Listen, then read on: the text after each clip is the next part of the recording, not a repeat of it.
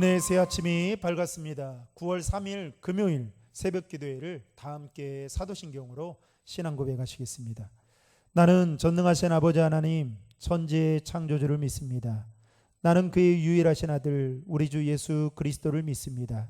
그는 성령으로 잉태되어 동정녀 마리아에게서 나시고 본디오 빌라도에게 고난을 받아 십자가에 못 박혀 죽으시고 장사된 지 사흘 만에 죽은 자 가운데에서 다시 살아나셨으며 하늘에 오르시어 전능하신 아버지 하나님 우편에 앉아 계시다가 거기로부터 살아있는 자와 죽은 자를 심판하러 오십니다.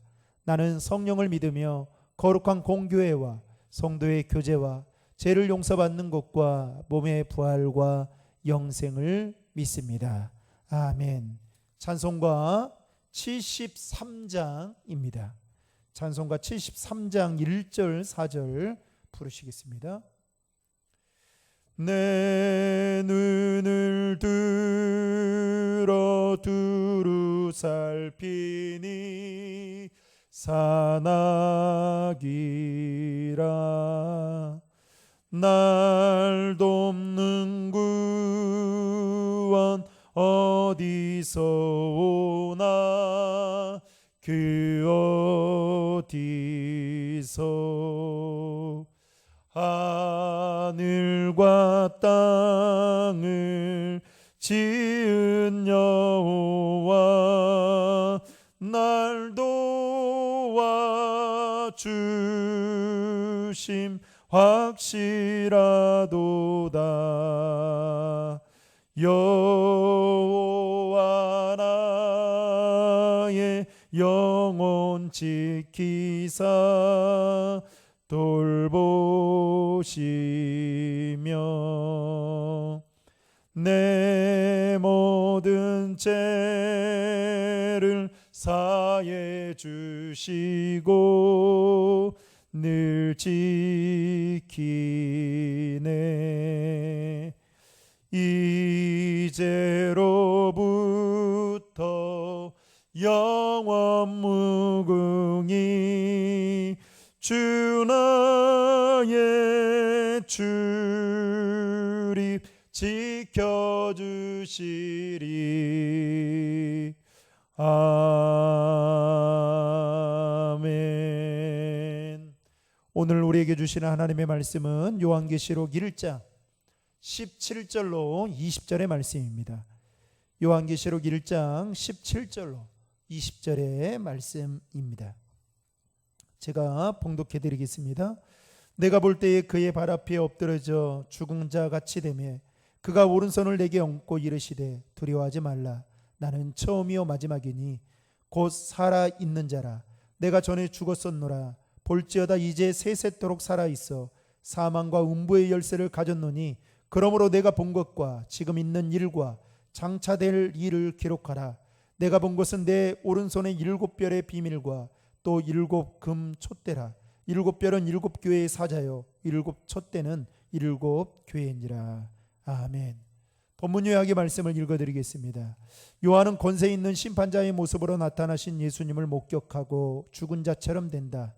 예수님은 두려워하지 말라고 말씀하시며 자신이 세상과 역사의 주관자이시며 또한 죽음의 통치자이심을 알려주신다. 또한 요한이 본 7 교회들에 관한 비밀을 기록하라고 명령하신다.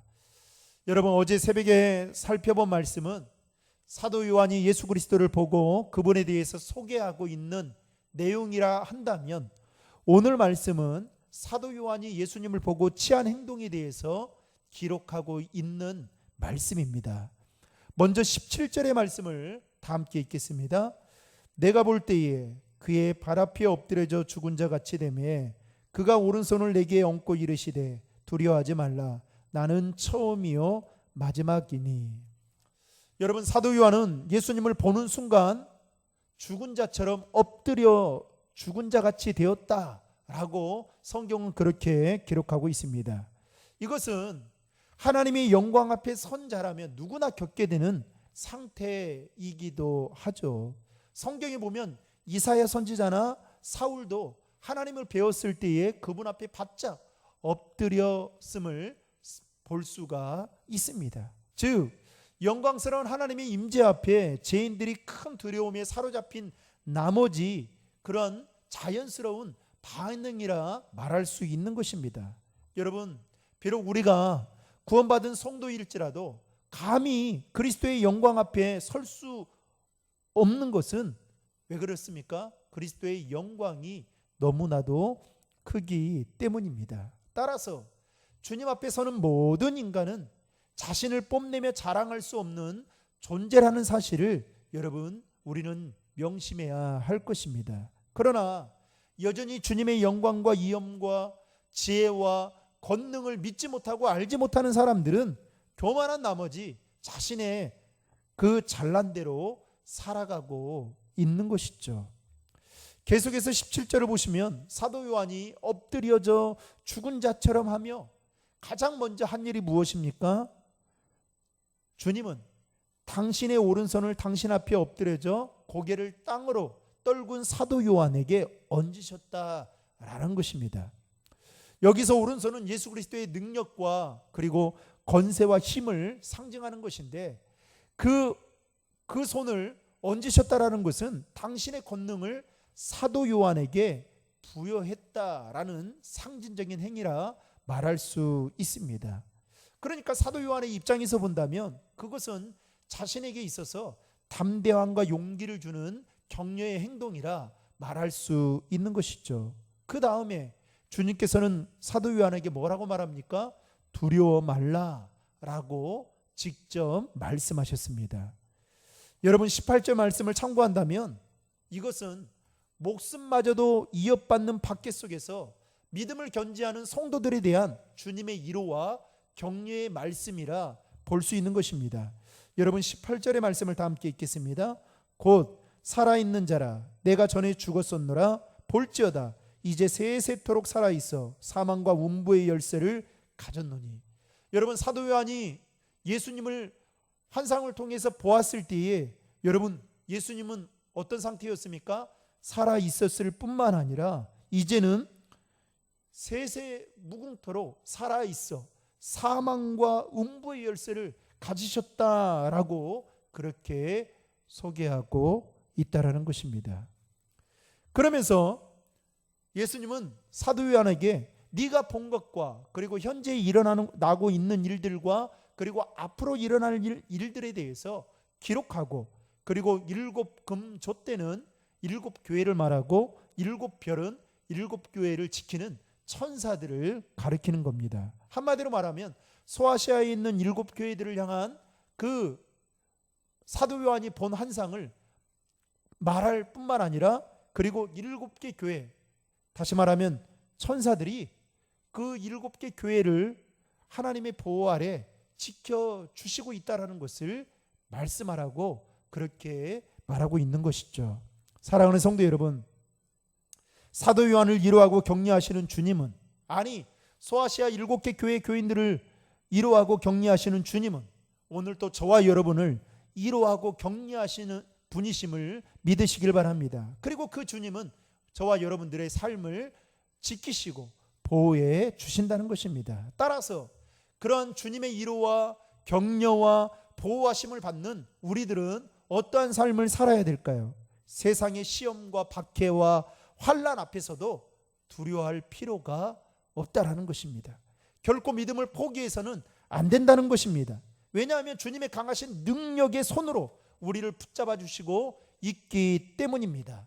그래서 이 로마 제국의 그 심한 핍박과 박해 속에서도 소아시아 일곱 개 교회 성도들에게 하나님은 사도 요한을 통해서 두려워하지 말라, 믿음을 포기해서는 안 된다, 배교하는 일이 있어서는 결코 안 된다라고 이렇게 지금 환상을 보여주시고 사도 요한을 통해서 그렇게 말하기를 원했다라는 것입니다. 여러분, 요한복음 10장 28절의 말씀은 주님께서 이렇게 우리에게 말씀하고 있습니다. 내가 그들에게 영생을 주노니 영원히 멸망하지 아니할 것이요 또 그들을 내 손에서 빼앗을 자가 없느니라. 무슨 말입니까? 아무리 로마 제국이 강력한 힘을 가지고 있다 할지라도 그들은 너희들에게 영원한 생명을 주지 못할 뿐만 아니라 그들을, 너희들의 너희들을 결단코 그들의 손에 빼앗기지 않도록 지키시고 보호해 주시겠다라고 말씀하고 있다라는 것입니다. 사랑하는 성도 여러분, 하나님은 저와 여러분들을 이렇게 지키시고 보호해 주십니다. 그러므로 그런 지켜주심과 보호하심을 받는 우리들이 두려워할 필요가 없다라는 것이죠. 오늘 또 그 하나님을 바라보며 여러분 삶의 자리에서 믿음으로 치열하게 살아가는 저와 여러분 되시기를 주님의 이름으로 축복합니다. 기도하시겠습니다. 하나님 아버지 감사합니다. 오늘 또 귀한 말씀을 통해서 하루를 시작할 수 있도록 인도해 주시니 감사합니다.